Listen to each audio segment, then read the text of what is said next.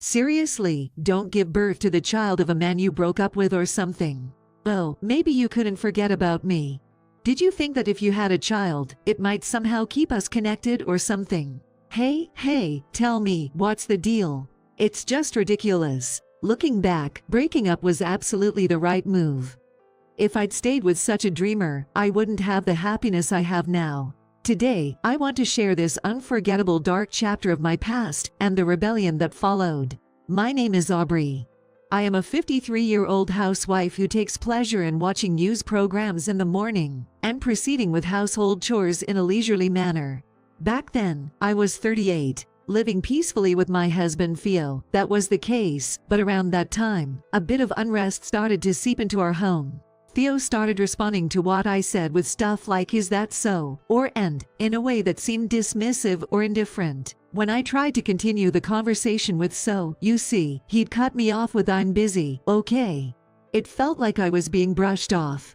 It's not like he was always like that. If anything, he used to love chatting and would crack jokes whenever he had a moment, just to make me laugh.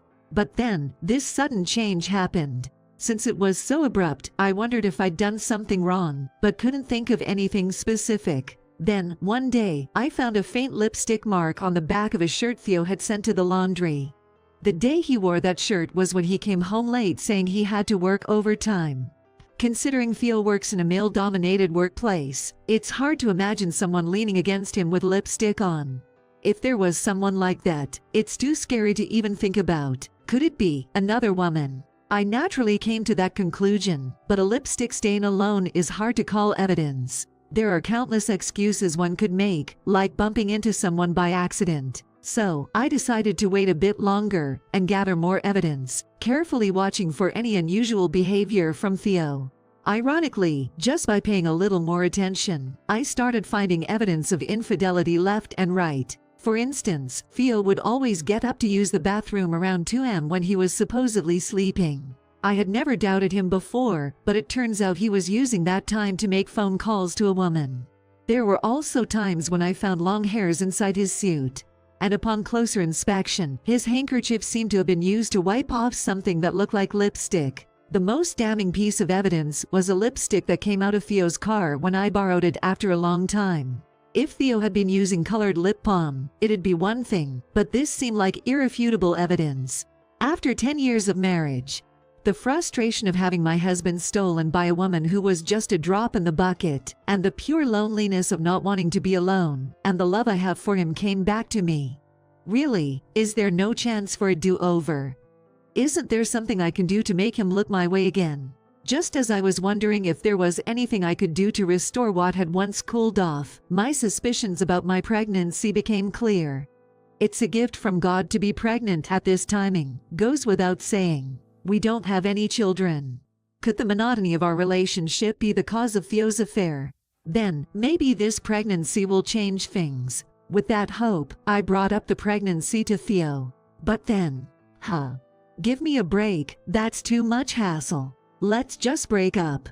I couldn't believe my ears. Well, looking back, I think I was too naive about the whole thing. The chances of a man who's cheated coming back are pretty slim. Life isn't like one of those soap operas where things neatly fall into place. But I believed at the time that since we loved each other and got married, we would be able to get back together. Is that really how you're going to talk? It's your child too. A child is better off without a father like me. You've realized that too, haven't you? Seeing my husband smirk made my heart leap. That I'd been cheating. Pretending not to know my husband was cheating and planning to return to a normal relationship because of the pregnancy felt like being pushed off a cliff.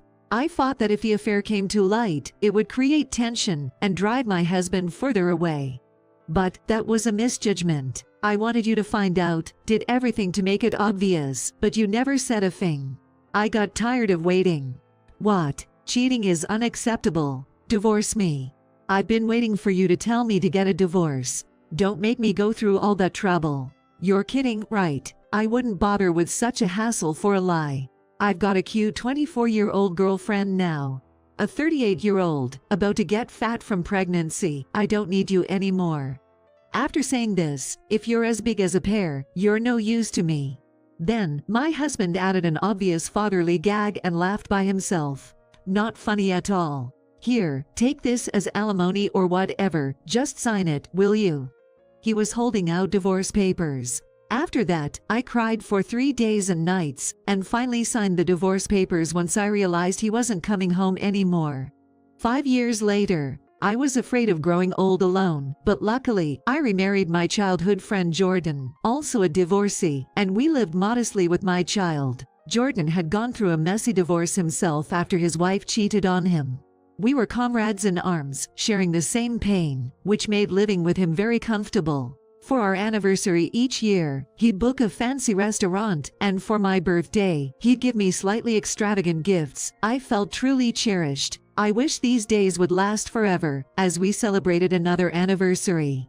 It was supposed to be a lovely dinner at our usual fancy restaurant.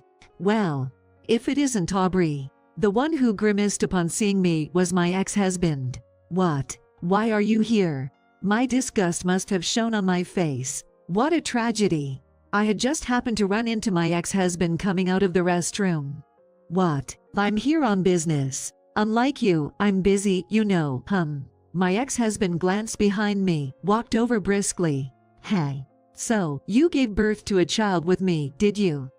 That's kinda gross. With that, my ex-husband pulls up the child's hand and starts saying outrageous things while looking at him seriously.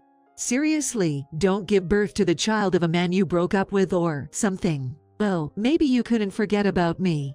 Did you think that if you had a child, it might somehow keep us connected or something? Hey, tell me, what's the deal? Smirking, he seemed to take great pleasure in spinning child around. The child's face twisted in distress and he screamed, "Why? Daddy, Mommy, help, some stranger is taking me." There, I'm your daddy. Your mommy's right there.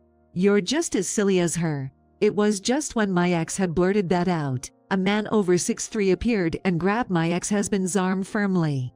"This child is mine, you know." My ex, looking confused, almost made me burst out laughing. Dumb. Is this guy Aubrey's new husband? I'm responding nothing to my ex's question. I don't know what you've been saying, but you don't think you can make my son cry and get away with it, do you? The tall man glared at him. Glancing at a tattoo peeking out from his sleeve, my ex's face turned pale. No, I mean, hey Aubrey, stop your husband. Huh. That woman is not my wife. Way. My ex-husband looked confused again, glancing back and forth between me, the man, and the screaming child. Huh. Way. Then who is this kid? Before he knew it, my ex-husband was restrained by the man. Suspicious person repeatedly saying crazy things. Someone call the staff. Someone is harming children. The man's shout stirred up the restaurant. I thought to myself, oh no, it's our important wedding anniversary, but now it's a ridiculous day, and I chuckled. It turned out to be a good day, albeit accidentally. Waiter. Over here. I saw this man forcefully grabbing a child's arm. My words left my ex-husband gaping. Wait, Aubrey. What's going on? Seriously, I don't get it. I responded to my frantically yelling ex-husband. I am not that man's wife, and that child is not my child. Much less, it's not your child. But he was right behind you. You were blocking the restroom entrance, so the child couldn't get in. He was just following his dad into the restroom, and you got in the way. Seriously, you might want to make someone the laughing stock, but don't jump to conclusions so fast. Maybe look around a bit more. What? Shut up. I don't have to listen to that from you. Right, my kind words wouldn't reach a suspicious person, would they? I'm not a suspicious person. Oh please, any man who grabs a stranger's child and uses baby talk like I'm your daddy is definitely suspicious. So that was. And then you say to the woman in front of you, your mommy's right there, isn't she? You still think we're married. Smirking at him, my ex-husband turned betrayed and shouted, "Don't mess with me." However, the louder his voice, the tighter the nearby man gripped his hold. Ouch, ouch, ouch. Hey. Man. Back off. I'm innocent. What innocence? You definitely made our son cry, didn't you? That's just a misunderstanding. Quickly, I added, you misunderstood and assaulted someone else's son. That's a fact. Then, my ex-husband glared at me, said you. Yikes, I've been glared at by a suspicious person. How scary. Although I said it mockingly, it seemed to really get under his skin as my ex-husband started to struggle to break free from the man's grip. Thinking you're still married to me. Though, could it be you haven't gotten over me? I purposely echoed what my ex-husband had earlier accused me of. Predictably, my ex-husband got angry, and sensing danger, the man then pinned him to the floor. Thinking you could get away from me, that's huge mistake. The man's attempted intimidation, combined with his tattoos, genuinely looked scary. My ex must have fought. Today might just be the end of me. Hey Aubrey. Tell them too.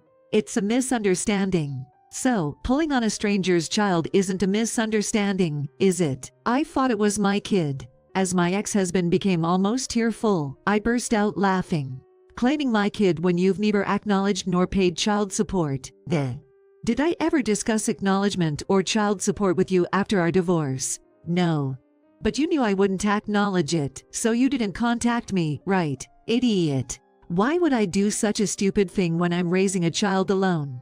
Acknowledge. I'll chase you down until you pay. Then why? That time, the pregnancy test was wrong. I went to the ob/GYN, and it turned out I wasn't pregnant. That's when I decided to sign the divorce papers. Yes, during those 3 days when the divorce topic came up and my husband stopped coming home, I did spend them crying is true. But, despite having a child, I couldn't just divorce without understanding why, so I first went to the ob/GYN. Even if I were to divorce, I wanted to sort out things, like alimony, child support, and future living expenses in my head. I even thought I'd endure it if not divorcing would benefit my child. However, at the ob/GYN, not only was there no sign of pregnancy, but a tumor was found on my ovary. During surgery for that, by chance, my current husband's mother was in the same hospital room. I knew my husband and his parents from childhood. Reuniting with my husband during his visit, we became close again. I once thought this pregnancy timing was a gift from God, as a blessing to make it work with my husband. However, in reality, it led me to someone who made me think it was right to leave my ex, and also allowed for the early detection of my illness. And, last year, despite having one ovary removed, I had a child with my current husband. It might seem like a series of misfortunes, but for me, it was all for the best. Learning everything, my ex's face turned pale as he muttered, "You're lying. I was dumped by that woman." Needless to say, I laughed at that. Well, young girls won't bother with an aging guy like him, right? Then, a police officer appeared. Seems like the restaurant staff called them.